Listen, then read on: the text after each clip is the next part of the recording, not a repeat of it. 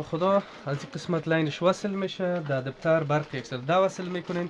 بتن داره اینجا آف آن میشه، اینجا مشله پرکن داره، طرف راست بری صرف مشله برات پر میکنه و اینی بتن آف و آنش است که میتونی هم روشنش کنی هم خاموشش کنی. پس این طرف چپ میزنیم که آماده دوخت شود. در قسمت تاراندازی دقت کنین، اینی قسمت یعنی تا بالا میشه، میخکش سیجا مانده میشه. از این قسمت یک ذره پیش بیارشه، از این قسمت یعنی تارا به این شکل مندازیم. صحیح شد. بعدش میایم، بیار کامراتم، خودت از کامرا ببین.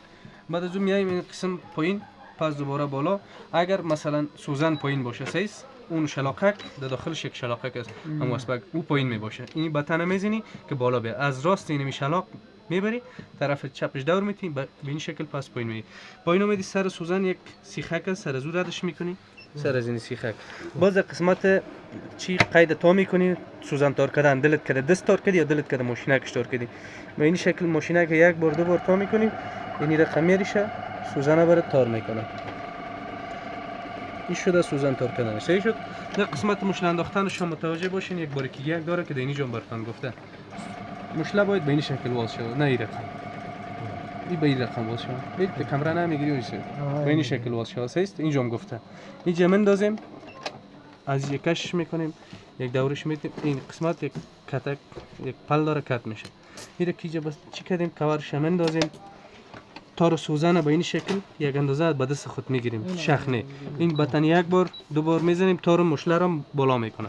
تار مشله بالا شد، از این قسمت طول دوختت، از این قسمت عرض دوختت، کدام دوخت که عرض و حجم داره، از اینجا عرض و حجمش تغییر میکنه. و در اینجا کدام شماره را که مثلا میخوای اجرا بکنی، 14 یا مثلا 7 5، این اینجا شماره عیار میسازی برای دوخت میکنه. مثلا سرعتش یا از سرعتش است.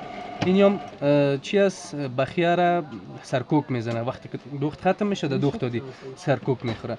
این هم از دوخت پنجمش که اجرا میکنیم، میتونیم سایزش از اینجا خرد کنیم. پنجم یک اندازه سایزش هم خرد میکنیم، فقط یک استارت میزنیم، استارت میشه. اینی است، اینی بتن کی بتن باز استارت نمیکنه.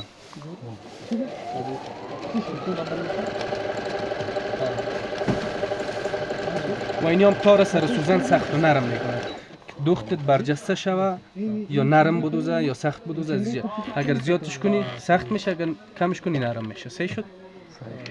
اینی بتن کلا دیجیتالی کار میگیریم. اینجا قچی داره نمیشه.